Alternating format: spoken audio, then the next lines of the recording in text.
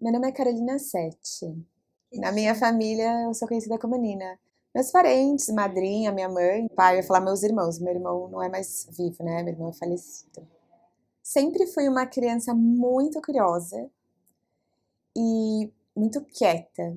Meus parentes dizem que eu era aquelas crianças que ficava só observando as coisas.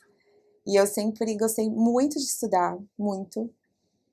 Desde muito pequena eu falo que eu comecei a dar aula quando eu tinha 1 aninho, 2 aninhos, porque eu sempre brinquei de escolinha e sempre gostei de entender. Eu preciso entender o processo para que eu guarde aquilo.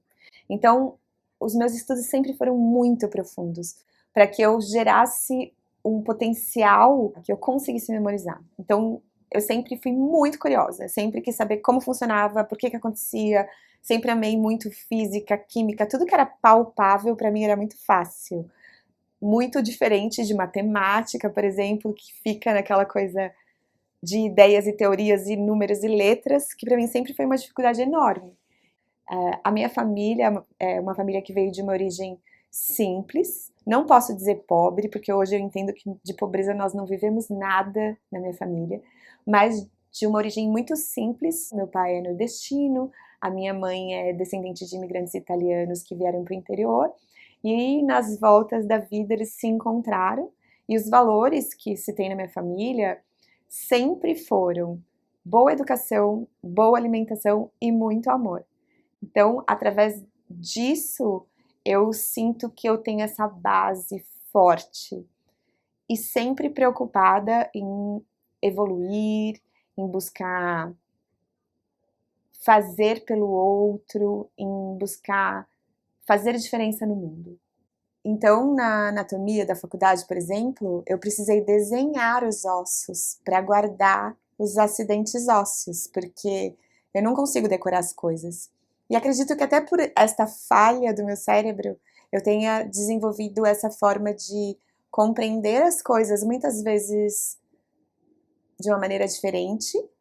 E principalmente, desde muito pequena, eu explicava para meus colegas como eu tinha entendido.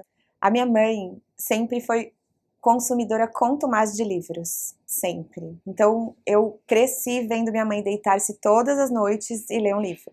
Então, esse é um hábito que se difundiu na minha família. A gente tem muito hábito de leitura e eu sempre gostei muito de ler. E na biblioteca da minha casa tinha 2 atlas. Um atlas de anatomia humana e um atlas de anatomia de cavalos. E eu gosto muito de desenhar. Então, aqueles desenhos e ver aquelas estruturas separadas e imaginar aquilo tudo funcionando dentro do meu corpo me deu uma vontade muito grande de conhecer mais. Então, essa curiosidade de entender o funcionamento da máquina humana e a fascinação que me despertou conhecer essas, esses corpos dissecados mesmo ali no Atlas, eu pensei em fazer medicina. E buscando em currículo mesmo, em livro de profissões, eu encontrei na fisioterapia uma forma de ter a formação médica e poder atuar no esporte, atuar na dor, atuar onde eu bem entendesse. Então, eu fui para a fisioterapia pelo currículo, pela formação. Desde pequenininha, meu pai sempre me levou na cidade universitária para andar de patins, para brincar, e eu sempre dizia que eu ia estudar lá. Então, eu já tinha esse foco de entrar na USP e eu já sabia que eu queria estar lá. Então, a fisioterapia foi uma carreira que veio por conhecimento mesmo, não por nenhuma experiência que eu tivesse vivido. Graças a Deus, na minha família, a gente nunca precisou de nenhuma reabilitação, nenhuma recuperação, como muitas pessoas contam. Ah, porque meu avô precisou e eu me interessei. Não. Eu fui mesmo buscando uma forma de integrar toda essa minha curiosidade e lógico, de poder ajudar as pessoas e de aliviar o sofrimento, isso é uma coisa que eu sempre tive comigo. Quando eu entrei na fisioterapia, existiam pouquíssimas faculdades no Brasil. Para você ter uma ideia, na FUVEST ele era o curso mais concorrido. E eu nunca me preocupei com essa parte financeira, porque eu realmente acredito que quando a gente se conecta com um propósito que tenha um objetivo nobre, o dinheiro é uma consequência. Então, desde que eu me formei, Eu nunca tive nenhum problema financeiro, nunca me faltou paciente. E isso é uma coisa que as pessoas às vezes se surpreendem, porque a fama e o que a gente vê, eu vejo muito nos meus alunos, é uma crença limitante de que o fisioterapeuta não ganha dinheiro. Me entristece muito quando eu vejo profissionais com essa crença e com essa limitação de que fisioterapeutas não ganham dinheiro.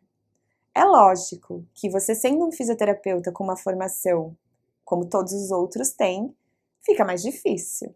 Agora, se você encontra uma formação em um nicho de trabalho que se diferencie do restante, não tem como não ter um bom retorno financeiro. Hoje, nós vivemos um momento da ciência em que houve uma grande especialização das profissões e acabou se deixando de lado o olhar absoluto e integral do nosso paciente. E a questão de proteção dos profissionais, evitar processos, evitar que haja algum tipo de prejuízo em relação às condutas, levou ao que a gente vê hoje, que é essa medicina baseada em evidências e que, na maior parte das vezes, protocola os tratamentos e não individualiza essas questões.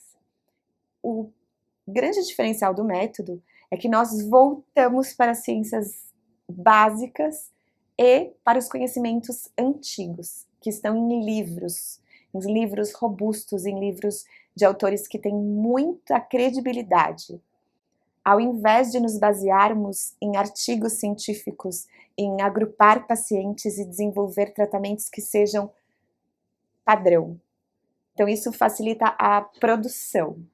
O individualizar, o olhar específico para cada ser é o que faz a grande diferença.